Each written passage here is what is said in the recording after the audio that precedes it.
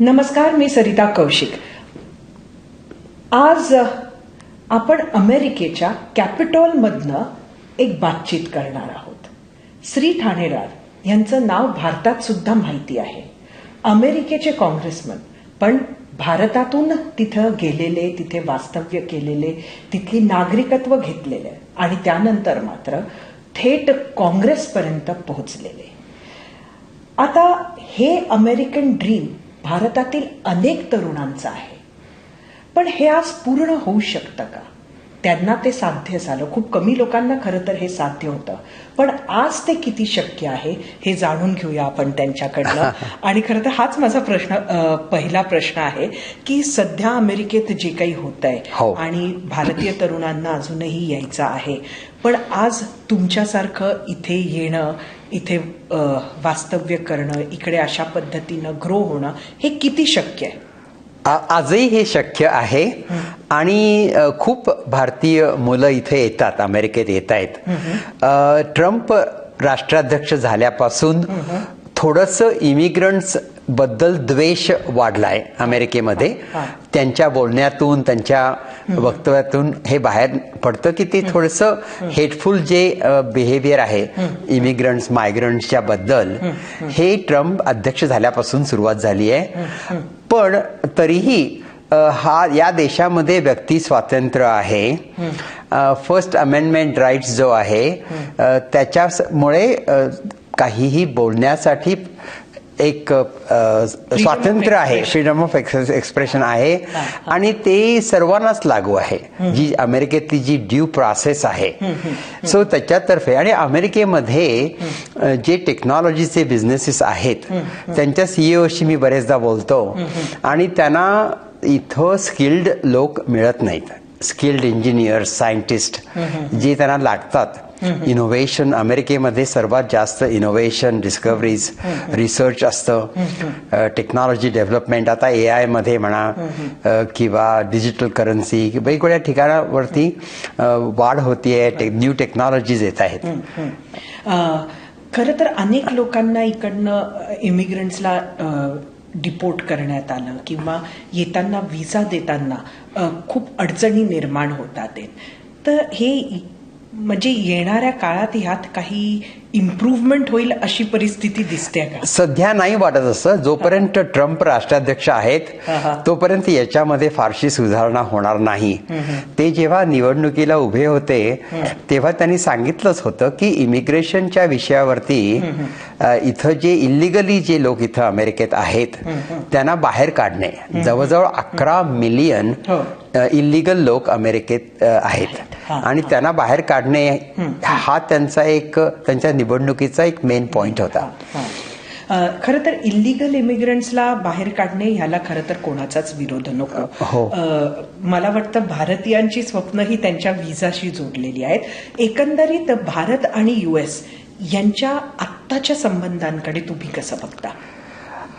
हे संबंध थोडेसे ताणले गेलेत कारण ट्रम्पनी आता भारतावरती जे काही टॅरिफ लावले त्या टॅरिफमुळे थोडंसं संबंध बिघडले गेले. रशियाकडून जे काही भारत मिलिटरीच्या गोष्टी घेतं किंवा ऑइल परचेस करतं त्याविरुद्ध ट्रम्प यांना त्याच्याबद्दल राग आहे आणि त्यासाठी त्यांनी असे प्युनिटिव्ह असे टॅरिफ्स लावले इंडियाला. पण एकंदरीत ट्रम्प आणि मोदी यांचे एक संबंध चांगले आहेत, त्यांची मैत्री चांगली आहे. त्यामुळे ट्रम्प यांचे संबंध चांगले असल्यामुळे त्यांचं नातं चांगलं आहे. आणि दुसरं म्हणजे काय की अमेरिकेला भारताची जरुरी आहे.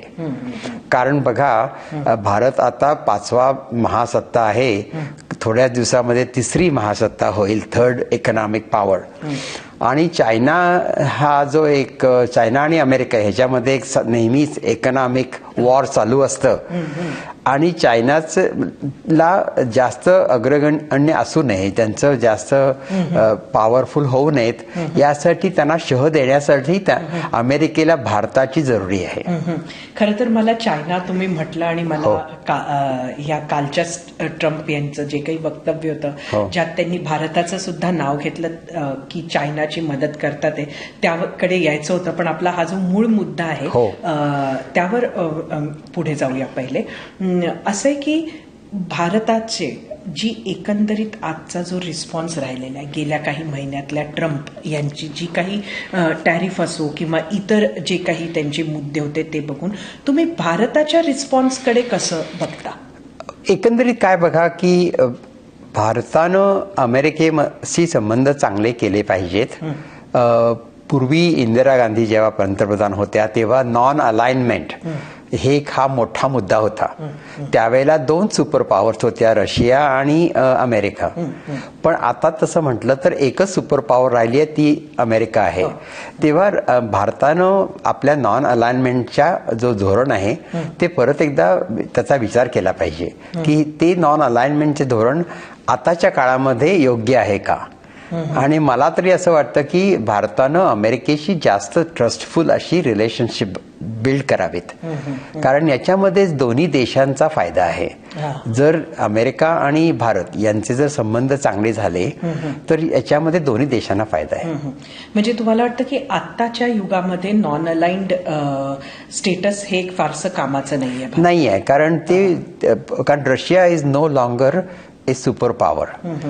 त्यामुळे दोन्हीकडे पाय ठेवून राहणे ही जी पूर्वीची आपली भारतातली एक राजकीय पवित्रा होता तो आता बदलायला पाहिजे, त्याचा वेगळा विचार केला पाहिजे. अनेक वर्षांपासून भारत युनायटेड नेशन्सच्या सिक्युरिटी काउन्सिलमध्ये येण्याचा प्रयत्न करतो. तिथं व्हिटो पॉवर वापरल्या जाते. तर एकंदरीत हे जे सगळं होतंय तर येणार म्हणजे आजची जी जगाची नवी ऑर्डर आहे ती मान्य करायला US सुद्धा कुठेतरी तयार नाही असं वाटतं. हो, कारण US ला चायना फार पुढे जाऊ नये इकॉनॉमिकली, कारण बघा नंबर 1 इकॉनॉमी वर्ल्ड मधली ही अमेरिका आहे आणि अमेरिकेला कुणाचं कॉम्पिटिशन नको आहे. रशियाचं कॉम्पिटिशन होतं ते आता कमी झालंय, पण चायनाची प्रगती वाढती आहे आणि त्यांच्याकडे लोकशाही नसल्यामुळे ते काही गोष्टीमध्ये जास्त लवकर काही प्रगती करू शकतात, कारण त्यांना काही लोकशाहीच्या मार्गाने जायला पाहिजे असं नाही आहे. त्यामुळे थोडासा लोकांच्यावरती अन्याय करत ते पुढे जात आहेत आणि टेक्नॉलॉजीमध्ये त्यांची वाढ खूप वाढती आहे आणि त्याच्यामुळे सायबर अटॅक्स होत आहेत अमेरिकेवरती आणि चायना इतकी प्रभावशील आणि पॉवरफुल होती आहे हे अमेरिकेला सहन होत नाहीये आणि ते त्यांना मान्यही करायचं नाहीये, पण त्यांना ते सहन होत नाहीये. त्यामुळं आता अमेरिकेचा खरा शत्रू जो असेल तर तो चायनाच आहे, रशिया नाहीये. पण अशा पद्धतीनं ह्या बदलत्या वर्ल्ड ऑर्डर बद्दल कधी काँग्रेसमध्ये चर्चा होते का? चर्चा होते ना. आता आम्ही नवीन एक चायना कमिटी तयार केली आहे आणि चायनाला शह देण्यासाठी काय केलं पाहिजे हे नेहमीच आमच्या कमिटीमध्ये काँग्रेसमध्ये आम्ही याचा विचार करतो. त्यासाठी काही तरतुदी करतो आणि जेव्हा ट्रम्प चायनामध्ये गेले तेव्हा काही करार केले गेले, म्हणजे इंटलेक्च्युअल राईट्स येतात आमच्याकडे पॅटर्न्सचे राईट्स असतात ते चायनामध्ये त्याला मान दिला जात नाही, मान्य करत नाही. तर ते इंटलेक्च्युअल राईट्स चायनामध्ये त्यांनी ऍक्सेप्ट केले पाहिजेत वगैरे असे काही करार आमच्याकडे अजूनही आहेत. करतोय आम्ही, विचार करतोय. पण चायना खूप स्पाईंग असं खूप असतं चायनाचं. सायबर अटॅक्स असतात अमेरिकेवरती. इथलं जे काही इनोव्हेशन रिसर्च आहे ते चोरून तिथं गेलं जातं, चायनामध्ये घेतलं जातं. त्या सर्वांवरती आता आम्ही कारवाई करतोय आणि त्याच्यावर आम्ही बारीक लक्ष ठेवून आहे काँग्रेसमध्ये. सध्या ज्याला ट्रान्सशिपमेंट स्कॅम म्हटल्या जात आहे ते चायनाची मदत करणाऱ्या देशांमध्ये भारताचं सुद्धा नाव अगदी कालच ट्रम्प यांनी घेतलंय. तर हे अशा पद्धतीनं मला वाटतं त्यांनी बरेच देश त्याच्यात आहे. तर या सगळ्याचा परिणाम एकंदरीत आंतरराष्ट्रीय संबंधांवर कुठंतरी होतोय असं वाटत नाही? नक्कीच होतोय. आणि बघा, आणि त्याच्यातूनच अशी गैरसमजामधून युद्ध तयार होतात. आता हे इराणचं जे युद्ध सुरू आहे त्याची खरं म्हणजे काहीच गरज नव्हती, पण हे युद्धामुळे जागतिक अर्थव्यवस्थेवरती परिणाम झाला. पेट्रोलच्या, गॅसोलिनच्या किमती वाढल्या, एकंदरीत महागाई वाढली त्याच्यामुळे. तेव्हा हे युद्ध जे ट्रम्पनी सुरू केलं ते करायला नको होतं आणि त्यानं अमेरिकेचं काही भलं नाही होणार त्या युद्धामुळे, आणि ते युद्ध बंद करायला पाहिजे अशी आम्ही ट्रम्प यांच्याकडे मागणी करतोय सध्या. एकंदरीत एखाद्या देशावर युद्ध करणे हो. हा फक्त एखाद्या राष्ट्राध्यक्षाचा निर्णय असू शकतो का? नाहीये तसं. म्हणजे आमच्या घटनेप्रमाणे, अमेरिकेच्या घटनेप्रमाणे जे युनायटेड स्टेट्सचं काँग्रेस आहे त्यांना तो अधिकार आहे, पण ट्रम्पनी तो हिरावून घेतलाय. त्यांच्याकडे तो खरं म्हणजे अधिकार नाही आहे. पण पाहिजे तसं अपोजिशन काँग्रेस सुद्धा करताना दिसतंय का? कारण त्यांच्याकडे सत्ता सगळी त्यांच्याकडे आहे. व्हाईट हाऊस त्यांच्याकडे आहे आणि US काँग्रेस म्हणजे ज्याला आपण लोकसभा म्हणतो भारतात, लोकसभा त्यांच्याकडे आहे. US सेनेट जी आपली राज्यसभा असते तशी ती त्यांच्याकडे आहे. त्यामुळे सर्व कंट्रोल असल्यामुळे त्यांना जाब विचारायला कोणी नाही. तेव्हा त्यांना जाब विचारायला त्यांच्यावरती इम्पिचमेंटची कलमं आणण्यासाठी ते काम मीच केलं. एक नवा मेंबर ऑफ काँग्रेस असून सुद्धा ते काम मी केलं. त्यामुळे ट्रम्प यांचा माझ्यावरती खूप राग आहे. एका मिशिगन मध्ये ते एकदा आले आणि त्यांनी भर सभेत सांगितलं की श्री ठाणेदार काँग्रेसमन हा लुनॅटिक आहे, असं त्यांनी माझ्यावरती. पण म्हणजे डेमोक्रॅटिक पार्टी म्हणून ट्रम्पच्या या निर्णयाकडे तुम्ही कसं बघता आणि ह्याचा विरोध तीव्र करताना, म्हणजे तुम्ही इम्पिचमेंट आणलं पण तुम्हालाच हवा तसा सपोर्ट तुमच्या पक्षाकडनं मिळाला नाही, हो, तर खरं तो सपोर्ट मिळायला हवा होता. हो हो. तर म्हणजे काय भूमिका आहे मग डेमोक्रॅट्सची? ती त्यावेळेला त्यांना वाटलं की राजकीय दृष्टिकोनातून इम्पिचमेंट आणणं चुकीचं होतं, कारण आमच्याकडे तशी मतं नाही आहेत लोकसभेमध्ये. त्यामुळं ती इम्पिचमेंट आणणं चुकीचं होतं त्यावेळेला. ती टायमिंग वॉज रॉंग असं माझ्या पक्षाला वाटलं. पण मी काय म्हटलं की एखादी गोष्ट जर योग्य असेल तर ती करण्यासाठी वेळ का घ्यायचा, योग्य वेळी ते केलं पाहिजे.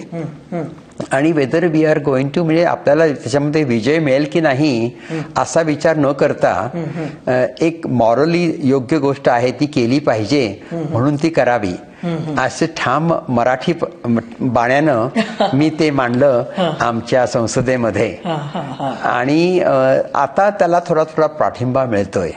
त्यामुळे कुणीतरी ही गोष्ट सुरुवात करायला पाहिजे होती आणि ते विधेयक ती आणली. इम्पिचमेंट आर्टिकल्स मी जेव्हा आणली ट्रम्प यांच्या विरुद्ध, तेव्हा त्यापासून काही गोष्टीमध्ये ट्रम्प यांच्या वागणुकीमध्ये फरक झाला.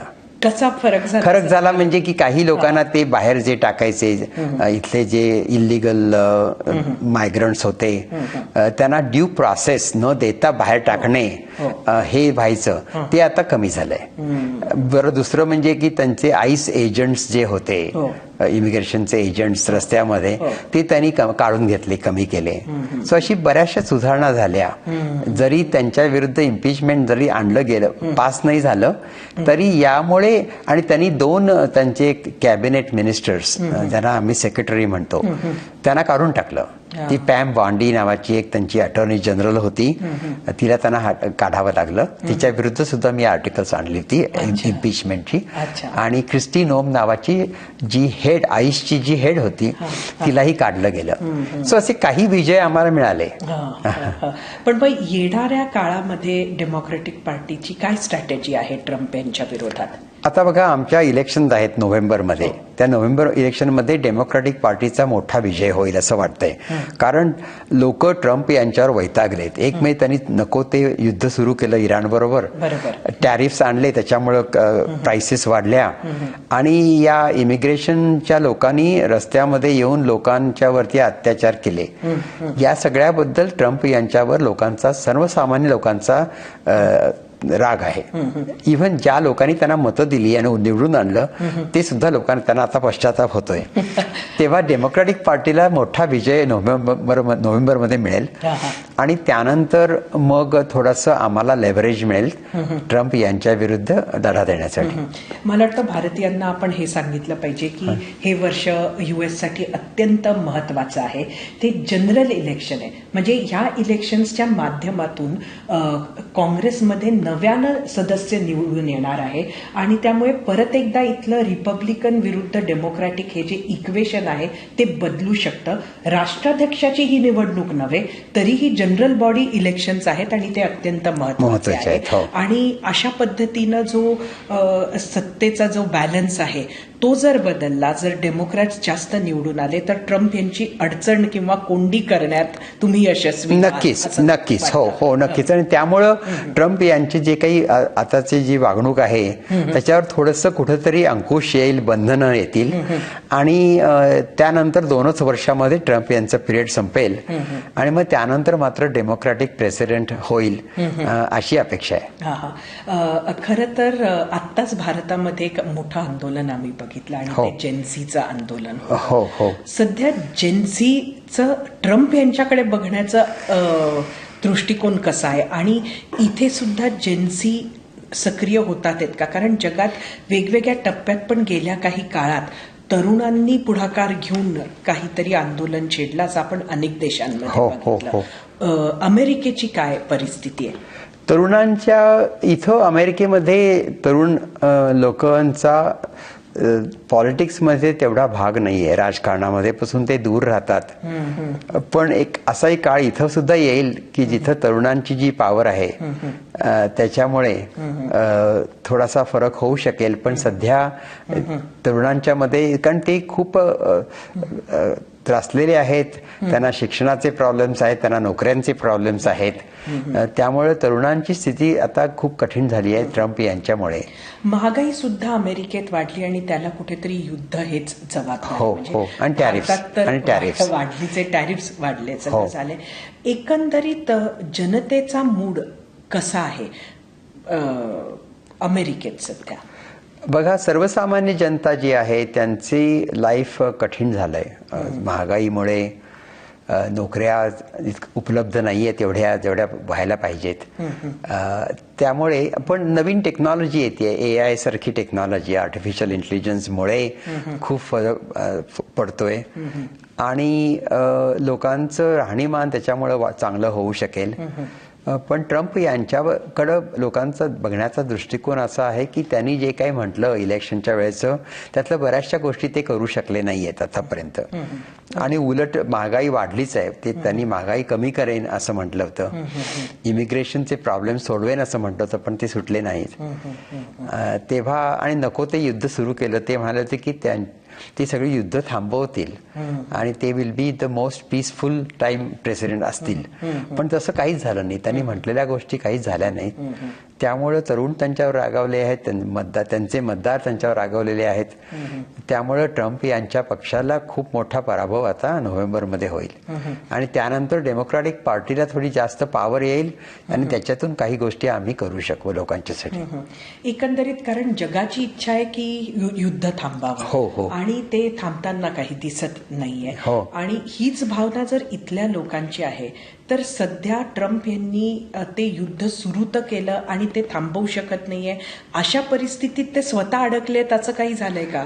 त्यांची थोडासा एक अंदाज चुकला असं मला वाटतंय. त्यांना वाटलं होतं की हा जो युद्ध जे आहे, जसं त्यांनी आता व्हेनेझुएलामध्ये केलं तसं पटकन गेले, एखादं बॉम्बिंग केलं, त्यांचा न्यूक्लिअर जो प्रोग्राम आहे तो डिस्टर्ब केला, असं त्यांना पटकन करायचं होतं. ते जमलं नाही आणि हे वाढतच गेलंय. आणि त्या हॉर्मुझचे जे ट्रेट ऑफ हॉर्मुझ आहे त्याच्यामुळे इराणला आणि जास्त पॉवर मिळाली आहे आणि त्याचा वापर करत इराण युद्ध लढा देत आहे.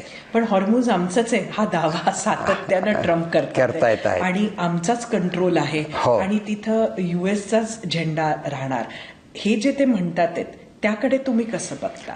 ही थोडीशी त्यांची कल्पना, म्हणजे काय झालं होतं की त्यांना ट्रम्पना त्यांच्या ॲडवायझर्स जे आहेत त्यांनी त्यांना सांगितलं होतं की हे युद्ध करू नका, याच्यामध्ये तुम्हाला इतकं सोपं काम नाही आहे हे. आणि तरी पण ट्रम्पनी ते ऐकलं नाही आणि तो निर्णय त्यांनी घेतला, एकट्याने घेतला. आणि त्या निर्णय तो चुकीचा होता हे आता दिसून येतंय. त्याच्यामध्ये अमेरिकेनं प्रचंड खर्च केला, $100 बिलियन खर्च केले आतापर्यंत आणि त्यातून साध्य काहीच झालं नाही. त्यांचा न्यूक्लिअर प्रोग्राम सुद्धा काही हलवू शकले नाही, काही करू शकले नाहीत ट्रम्प तिथं.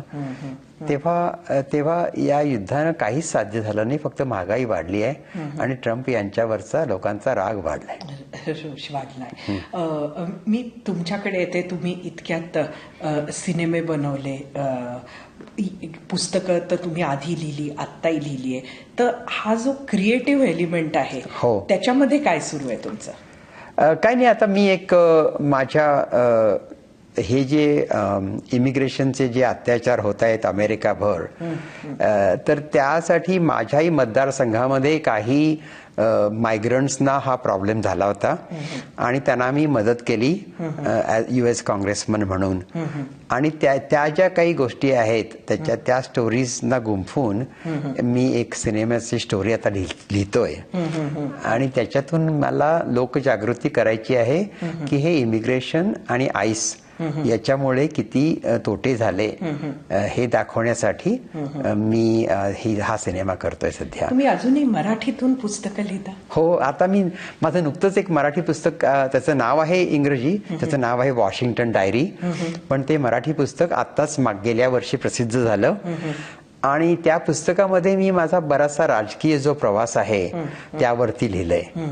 ते लोकांनी अवश्य वाचावं. माझे आता हे तिसरं पुस्तक.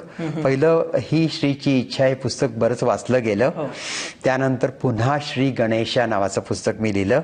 आणि आता हे वॉशिंग्टन डायरी हे तिसरं माझं मराठी पुस्तक खास माझ्या मराठी वाचकांच्यासाठी लिहिलंय. ते लोकांनी अवश्य वाचावं. आणि शेवटच्या प्रश्नाकडे येते. नुकत्याच प्रायमरीज झाल्या. तुम्ही दोनदा 2 टर्म तुम्ही काँग्रेसला निवडून आले, पण ह्या खेपेला प्रायमरीज मध्ये तुम्ही हारलात. हो, मला वाटतं फार थोड्यानं तुम्ही हारला. 3-4%. त्यामुळे पुढच्या वर्षी तुम्ही काँग्रेसमध्ये नसणार. तर प्रश्न हा आहे की आता येणाऱ्या काळासाठी तुमचा प्लॅन काय? आणि त्याच्या आधी ह्या परिणाम जो काही थोड्या मतांचा तरी असला तर तो तुमच्या ट्रम्प विरोधामुळे झाला की दुसरं काही कारण? तुम्ही काय कारण मीमांसा केली? त्याला बरीच कारणं आहेत. सध्या इथे एक अमेरिकेमध्ये एक नवीन ट्रेंड सुरू झालाय की जी मंडळी 70 वर्षाच्या पेक्षा जास्त वयानं आहेत त्यांनी राजकारणात राहू नये, असा एक नवीन प्रकार झालाय. दुसरा एक आहे म्हणजे की माझं जे ट्रम्प यांच्या विरुद्ध मी जे काही केलं त्याबद्दल एक जनरल लोकांच्याबद्दल काही लोकांना ते मान्य नाहीये. मी डेमोक्रॅटिक पार्टीमध्ये सुद्धा लोकांना काही मान्य नाहीये. तर त्याच्यासाठी थोडासा माझ्यावरती राग. आणि एकंदरीत महागाई आणि सगळंच आहे, त्यामुळे वॉशिंग्टन मध्ये सगळ्याच लोकांना काढून टाकावं असा एक विचार आहे. पण या निमित्तानं मला असं वाटतं की मी माझं काम चालूच ठेवेन मी. पण काँग्रेसमध्ये जर नसल्यामुळे मला तो वेळ मिळेल त्याच्यामध्ये मी थोडंसं लेखन करेन. मला पुस्तकं लिहायची आहेत, अजूनही 1-2 सिनेमे करायचे आहेत. तर बाकीच्या काही गोष्टी मी करेन. परत कॉन्टेस्ट करणार का? परत वेळ आली तर करेन ना. तशी काहीच जर पॉसिबिलिटी असेल तर मी परत करेन. नक्की. तुम्हाला येणाऱ्या काळासाठी खूप खूप शुभेच्छा. आणि तुम्ही आमच्यासाठी खास वेळ काढलात याबद्दल धन्यवाद. शुअर. थँक्यू. थँक्यू.